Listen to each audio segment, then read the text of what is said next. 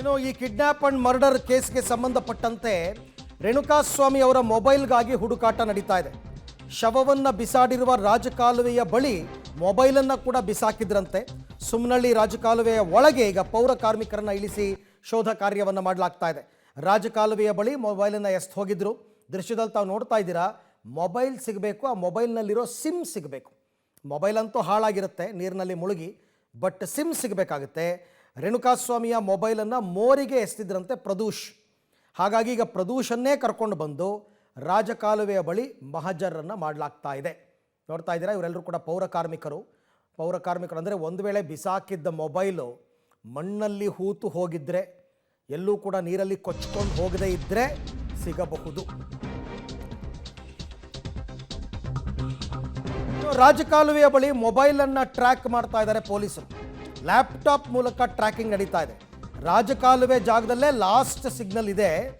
ಹಾಗಾಗಿ ಸುಮ್ನಹಳ್ಳಿ ರಾಜಕಾಲುವೆಯಲ್ಲಿ ಶೋಧ ಕಾರ್ಯ ನಡೀತಾ ಇದೆ. ಬಟ್ ಅದು ನೀರಿಗೆ ಬಿದ್ದ ತಕ್ಷಣ ಅದು ಸ್ವಿಚ್ ಆಫ್ ಆಗಿರುತ್ತೆ. ಸ್ವಿಚ್ ಆಫ್ ಆದರೂ ಟ್ರ್ಯಾಕ್ ಮಾಡ್ಬೋದಾಗ ಗೊತ್ತಿಲ್ಲ ಹೆಂಗೆ ಅಂತ. ಲ್ಯಾಪ್ಟಾಪ್ ಏನೋ ಇಟ್ಕೊಂಡು ಟ್ರ್ಯಾಕ್ ಮಾಡ್ತಾ ಇದ್ದಾರೆ ಅಂತ. ಬಟ್ ಅವತ್ತು ಕೊಲೆಯಾದ ದಿನ ಕೊನೆಯದಾಗಿ ಸಿಗ್ನಲ್ ಸಿಕ್ಕಿರೋದು ಇದೇ ರಾಜಕಾಲುವೆ ಹತ್ತಿರ.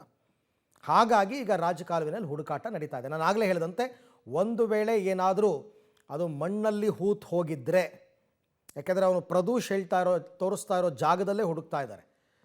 ಇಲ್ಲ ಅಂತಂದರೆ ಆ ನೀರಿನ ರಭಸಕ್ಕೆ ಅದೆಲ್ಲೋ ಕೊಚ್ಕೊಂಡು ಹೋಗಿದ್ರೆ ಸಿಗಲ್ಲ. ಬಟ್ ಪ್ರಯತ್ನವನ್ನು ಮಾಡ್ದೇ ಸುಮ್ಮನಿರೋಕ್ಕಾಗಲ್ವಲ್ಲ. ಹಾಗಾಗಿ ಈಗ ಆ ಜಾಗದಲ್ಲಿ ಪೌರ ಕಾರ್ಮಿಕರನ್ನು ಇಳಿಸಿ ಹುಡುಕಾಟವನ್ನು ನಡೆಸಲಾಗ್ತಾ ಇದೆ. ಪಾಪ ಅವರೆಲ್ಲ ಕೈ ಹಾಕಿ ಅಲ್ಲೆಲ್ಲ ಮಣ್ಣಲ್ಲೆಲ್ಲ ಹುಡುಕ್ತಾ ಇದ್ದಾರೆ ಮೊಬೈಲ್ ಸಿಗುತ್ತಾ ಅಂತ. ಈ ಬಗ್ಗೆ ಮತ್ತಷ್ಟು ಮಾಹಿತಿ ನನ್ನ ಕೊಲೀಗ್ ಮುರಳೀಧರ್ ಅವರಿಂದ ಪಡೆಯೋಣ. ಮುರಳಿ, ಈಗಾಗಲೇ ಶವ ಬಿಸಾಕಿದಾಗಲೇ ಮೊಬೈಲು ಬಿಸಾಕಿದ್ದಾರೆ. ಹೆಚ್ಚು ಕಡಿಮೆ 8 ದಿನ ಆಯಿತು, ನೀರಲ್ಲಿ ಮುಳುಗಿದೆ. ಇಷ್ಟಾದರೂ ಕೂಡ ಟ್ರ್ಯಾಕ್ ಮಾಡ್ಬೋದಾ ಮೊಬೈಲನ್ನು? ಸಾಧ್ಯ ಇದೆಯಾ ಅಂತ? ಅರವಿಂದ್, ಏನಂದ್ರೆ ಒಂದಷ್ಟು ಟೆಕ್ನಿಕಲ್ ಏನು ಆಸ್ಪೆಕ್ಟ್ಸ್ ಅನ್ನ ಇಟ್ಕೊಂಡು ಈಗ ಅದನ್ನು ಹುಡುಕೋ ಪ್ರಯತ್ನಗಳನ್ನ ಮಾಡ್ತಾ ಇದ್ದಾರೆ. ಯಾಕೆಂದ್ರೆ ಪ್ರದೂಷ್ ಅಂದ್ರೆ ಮೊಬೈಲ್ ಅನ್ನ ಬಿಸಾಕ್ತಂತನು ಮತ್ತು ಶವವನ್ನು ಬಿಸಾಕ್ತಂತ ಒಂದಷ್ಟು ಆರೋಪಿಗಳೇನಿದ್ರು, 3 ಜನ ಆರೋಪಿಗಳೇನಿದ್ರು, ಅವರ ಬಳಿಯಲ್ಲಿ ಒಂದಷ್ಟು ಹೇಳಿಕೆಗಳನ್ನ ಪಡ್ಕೊಂಡಿದ್ರು. ಆ ಸಂದರ್ಭದಲ್ಲಿ ಮೊಬೈಲು ಕೂಡ ಇದ್ರ ಒಳಗಡೆನೆ ಬಿಸಾಕಿದೀವಿ ಅಂತೇಳಿ ಹೇಳಿಕೆಯನ್ನು ಕೊಟ್ಟಿರುತ್ತೆ. ಈಗ ಪ್ರದೂಷನ್ನ ಕರ್ಕೊಂಡು ಬಂದಿರೋ ಈಗ ದೃಶ್ಯಾವಳಿಗಳಲ್ಲಿ ಕೂಡ ತೋರಿಸ್ತಾ ಇದ್ದೀನಿ.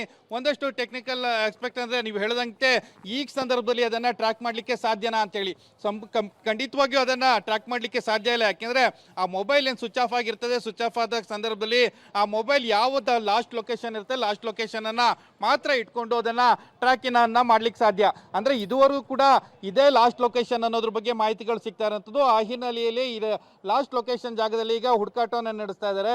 ಏನಂದ್ರೆ ನೀವು ನೋಡ್ತಾ ಇರಬಹುದು ದೃಶ್ಯಾವಳಿಗಳಲ್ಲಿ ರಾಜಕಾಲುವೆ ಒಳಗಡೆ ಪೌರ ಕಾರ್ಮಿಕರನ್ನ ಇಳಿಸಿ, ಅಂದ್ರೆ ಶವ ಬಿಸಾಡಿದಂತ ಜಾಗ ಇದಕ್ಕಿಂತ ಒಂದು ಚೂರು ಭಾಗ ಅಂದ್ರೆ ಒಂದು 50 ಮೀಟರ್ಸ್ ಹಿಂಬದಿಯಲ್ಲಿ ಶವವನ್ನ ಬಿಸಾಡಿದ್ರು. ಅದಾದ ನಂತರ ಆ ಮೊಬೈಲ್ ಏನಿತ್ತು, ಮೊಬೈಲನ್ನ ರಸ್ತೆ ಇನ್ನೊಂದು ಬದಿಯಿಂದ ಪ್ರದೂಷ್ ಬಿಸಾಡಿರುವಂಥದ್ದು. ಆ ಹಿನ್ನೆಲೆಯಲ್ಲಿ ಆ ಮೊಬೈಲನ್ನ ಹುಡುಕಾಡೋ ಪ್ರಯತ್ನಗಳನ್ನ ಮಾಡ್ತಾ ಇದ್ದಾರೆ. ಒಂದು ಸುಮಾರು 10ಕ್ಕೂ ಹೆಚ್ಚು ಜನ ಪೌರ ಕಾರ್ಮಿಕರೇನಿದ್ದಾರೆ, ಪೌರ ಕಾರ್ಮಿಕರನ್ನ ರಾಜಕಾಲುವೆ ಒಳಗಡೆ ಇಳಿಸಿ ಆತ ಎಲ್ಲಿ ಬಿಸಾಡಿದ್ದಾರೆ ಆ ಮೊಬೈಲನ್ನ ಏನು ಅನ್ನೋದ್ರ ಬಗ್ಗೆ ಹುಡುಕಾಡೋ ಒಂದು ಪ್ರಯತ್ನಗಳನ್ನ ಕೂಡ ಮಾಡ್ತಾ ಇರೋಂಥದ್ದು. ಇನ್ನೂ ಸರಿಸುಮಾರು ಅಂದ್ರೆ ಈಗಾಗಲೇ 20-25 ನಿಮಿಷದಿಂದ ಹುಡುಕಾಟವನ್ನು ಮಾಡ್ತಾ ಇದ್ದಾರೆ. ಆ ಸುಳಿವು ಎಲ್ಲೂ ಕೂಡ ಸಿಗ್ತಾ ಇಲ್ಲ. ಯಾಕಂದ್ರೆ ಬೆಂಗಳೂರಿನಲ್ಲಿ ಸಾಕಷ್ಟು ದಿನಗಳಿಂದ ಮಳೆ ಬರ್ತಾ ಇತ್ತು. ಅಂದರೆ ರೇಣುಕಾಸ್ವಾಮಿ ಹತ್ಯೆ ಆಗಿರುವಂಥದ್ದು ಕಳೆದ ಶನಿವಾರ ಬೆಳಗಿನ ಜಾವ 3:30 ಸಂದರ್ಭದಲ್ಲಿ ಆ ಶವವನ್ನು ಮತ್ತು ಆ ಮೊಬೈಲನ್ನು ಇಲ್ಲಿ ಬಿಸಾಡು ಹೋಗಿದ್ರು.